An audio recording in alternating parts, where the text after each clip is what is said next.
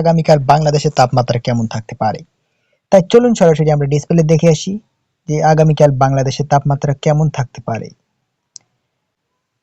আমরা উত্তরের জেলা রংপুর নিয়ে শুরু করছি। রংপুরে আমরা দেখতে পাচ্ছি 18°C এবং ময়মনসিংহে দেখতে পাচ্ছি 20°C এবং সিলেটে আমরা দেখতে পাচ্ছি 20°C এবং রাজশাহীতে দেখতে পাচ্ছি 19°C এবং ঢাকায় দেখতে পাচ্ছি 19°C, খুলনায় দেখতে পাচ্ছি 17°C, বরিশালে দেখতে পাচ্ছি 20°C এবং চট্টগ্রামে দেখতে পাচ্ছি 19°C।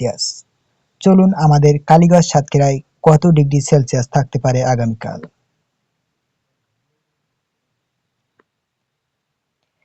আমরা দেখতে পাচ্ছি সাতক্ষীরায় 16°C এবং কালীগঞ্জ দেখতে পাচ্ছি 17°C এবং সামনাগরে দেখতে পাচ্ছি 17°C। তাই ভিডিওটি শেয়ার করুন এবং অন্যকে দেখার সুযোগ করে দিন। আগামীকাল কিন্তু ভারী কুয়াশা পড়তে পারে সারা দেশে এবং 9 তারিখে কিন্তু আমরা দেখতে পাচ্ছি কুয়াশা কিন্তু পড়তেই যাচ্ছে, কিন্তু ভারী কুয়াশা। আপনারা ডিসপ্লেতে সরাসরি দেখতে পাচ্ছেন 8টি বিভাগে কিন্তু তাপমাত্রা কমছে এবং বাড়ছে, কিন্তু সবচেয়ে বেশি ঠান্ডা পড়তে যাচ্ছে আমরা দেখতে পাচ্ছি 8 তারিখ এবং 9 তারিখ। তাপমাত্রা কিন্তু কমছে, আপনারা দেখতে পাচ্ছেন।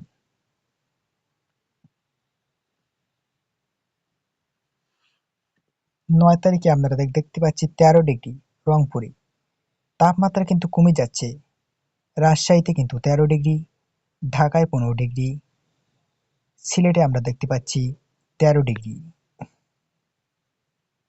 এবং ময়মনসিংহে দেখতে পাচ্ছি 13° এবং খুলনায় 13°, বরিশালে 16°, চট্টগ্রামে 18°। 9 তারিখে কিন্তু আমরা দেখতে পাচ্ছি তাপমাত্রা কিন্তু কমে যাচ্ছে, অর্থাৎ প্রচন্ড ঠান্ডা পড়তে পারে 9 তারিখে।